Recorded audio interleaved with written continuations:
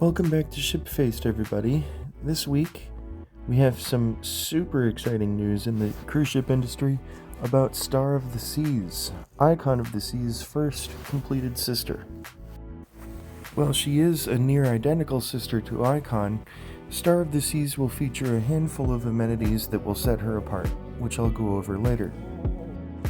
One of the most striking features of the Icon class is the design of the bow. The ability for any ship to handle heavy seas and protect its passengers is paramount. There are many different types of bows a ship can have, and the type that Icon has is a modified axe bow. So what that means is, as you can see, it tapers into a very sharp, thin edge at the front to splice through the water, and then it flares out to the sides to disperse any seas, and it also is the strongest design known to man thus far.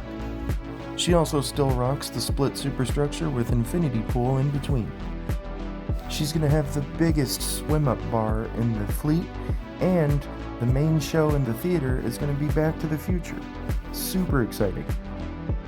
Her main restaurant will be 3 floors, topped with a crystal chandelier, and she will also continue to offer the infinity balconies pioneered on Icon.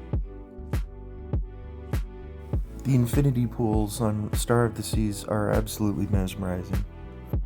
There's a lot more bars with floor-to-ceiling windows. The Aqua Dome has its own food hall. There's a new cafe down on the promenade deck at the stern. The schooner bar makes a reappearance. And the Lincoln Supper Club makes an appearance on Star of the Seas as well. You'll notice the space around each table is larger than what you would normally find. This helps traffic. This is one of my favorite spots, the infinity pool and hot tubs high up on deck 18. Another new restaurant making an appearance, the Surfside Eatery, found on the stern. Another spacious infinity beach club. Okay, let's talk about this for a second, guys. Look at how cool this is.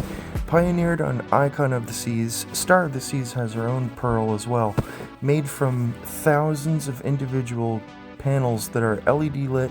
They can change color and light. This structure adds support to the ship to allow for the largest amount of windows in the Royal Promenade Royal Caribbean has ever had on any of their ships. It's absolutely amazing, super cool to walk through. It feels like you're in some kind of space age stuff. It's really, really out of this world. It also becomes quite the entrance you can make when you go to the Pearl Cafe right next to it.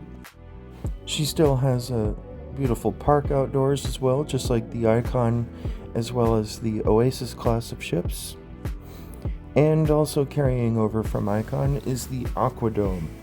At the time of making this video, Royal Caribbean is still working on finalizing the different shows that venue will offer. Icon and now her sister Star of the Seas offer one of my favorite places to just sit and enjoy and watch the beautiful scenery go by.